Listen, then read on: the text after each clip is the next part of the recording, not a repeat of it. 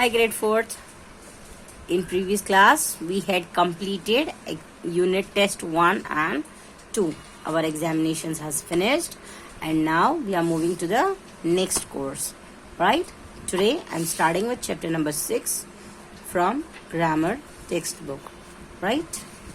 So, let's start chapter number 6, that is pronouns. What do you mean by pronoun? Pronoun are those words which you use instead of noun. मतलब आप naming word की जगह जिस भी word का use करते हैं उसे प्रोनाउन कहते हैं. जैसे for example my name is Vaishali. ठीक है, तो अगर मैं मेरे बारे में बात कर रही हूँ so I will use instead of Vaishali मैं बोलूंगी आई एम गर्ल या फिर I am a woman. Right, तो मैंने वैशाली की जगह वैशाली इज वुमन की जगह मैंने मेरे बारे में क्या यूज किया, आई. ठीक है, अगर जैसे फॉर एग्जाम्पल हितेन है तो हितेन के लिए मैं क्या यूज करूंगी, मैं बोलूंगी हितेन इज अ बॉय. तो मैं हितेन के लिए क्या यूज करूंगी, ही. क्यों मैं ही यूज करूंगी, क्योंकि वो बॉय है. राइट, तो मैंने हितेन की जगह क्या यूज किया, ही. तो ही इज प्रोनाउन. तो हम नाम के बदले नेमिंग वर्ड के बदले जो भी यूज करते हैं उसे प्रोनाउन कहते हैं.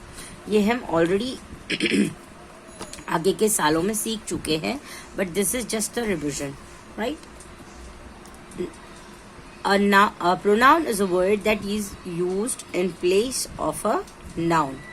Anushka bought a beautiful purse but she lost it in the train. मतलब यहाँ पे जो शी यूज हुआ है वो अनुष्का के लिए यूज हुआ है एंड यहाँ जो इट यूज हुआ है वो पर्स के लिए यूज हुआ है. राइट, तो she is use for Anushka, so she यहाँ प्रोनाउन है और इट यहाँ पर्स के लिए यूज हुआ है तो इट प्रोनाउन है.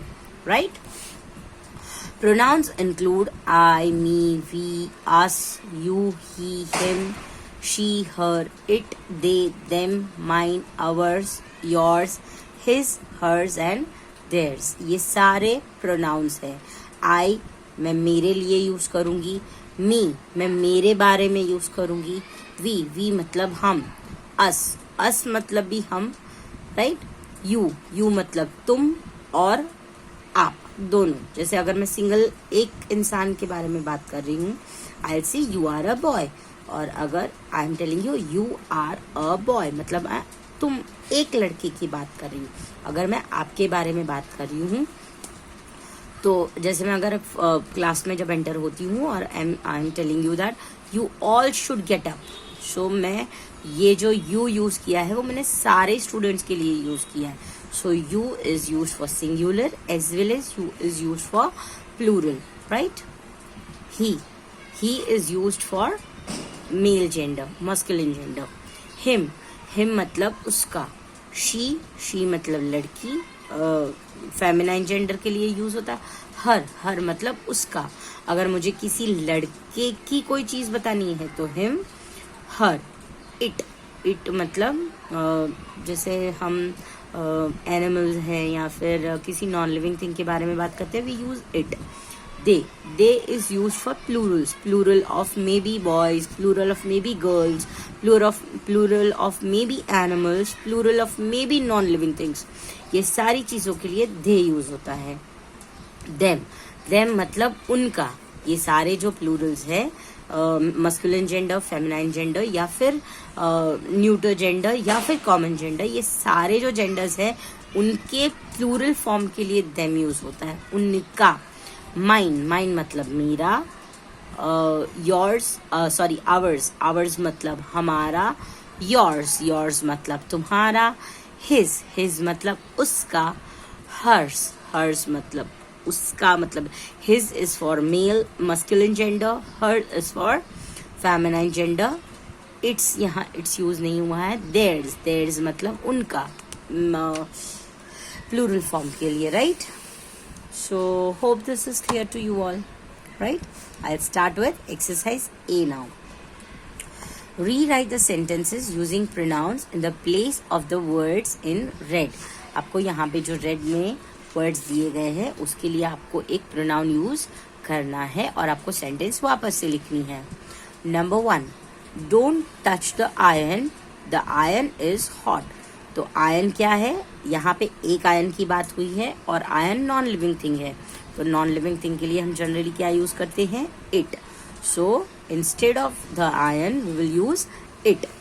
सो the answer is don't touch the iron, it is hot, right. Number 2, Ranjini is sleeping. Ranjini is wearing night suit. The night suit is pink. यहाँ पे Ranjini is a girl, right? That is feminine gender. So for Ranjini, I am using she. And the night suit neuter gender है, तो neuter gender के लिए हम क्या use करते हैं, it. और singular है तो हम क्या यूज करेंगे, it. So the answer is Ranjini is sleeping. She is wearing a night suit. It is pink.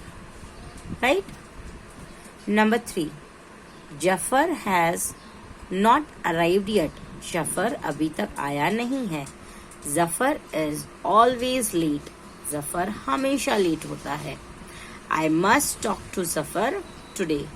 मुझे आज जफर से बात करनी होगी. सो यहाँ पे जफर है वो मेल है, बट यहाँ पे ही यूज होगा. क्यों? क्योंकि वो लेट आया, right.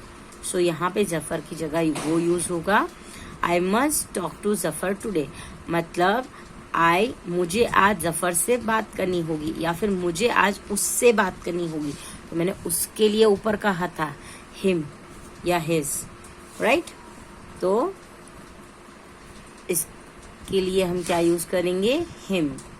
Zafar has not arrive yet, he is always late, I must talk to him today. आज मुझे उससे बात करनी पड़ेगी.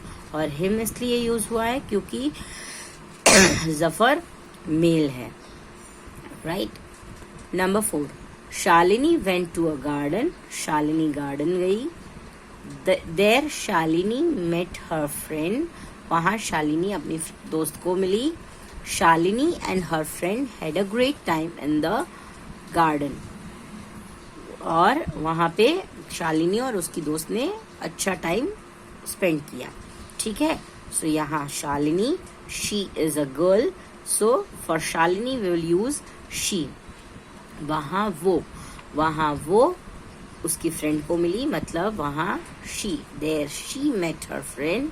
और शालिनी एंड हर फ्रेंड, ये प्लूरल हुआ तो प्लूरल के लिए we will use they. So the answer is Shalini went to a garden.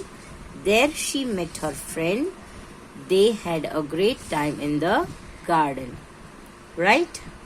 With this we have completed exercise A and hope this is clear to you all. And with this I'll end this class, and your today's homework is you will complete exercise A in your textbook. With this I'll end this class. Goodbye everyone. Goodbye for the day. Bye.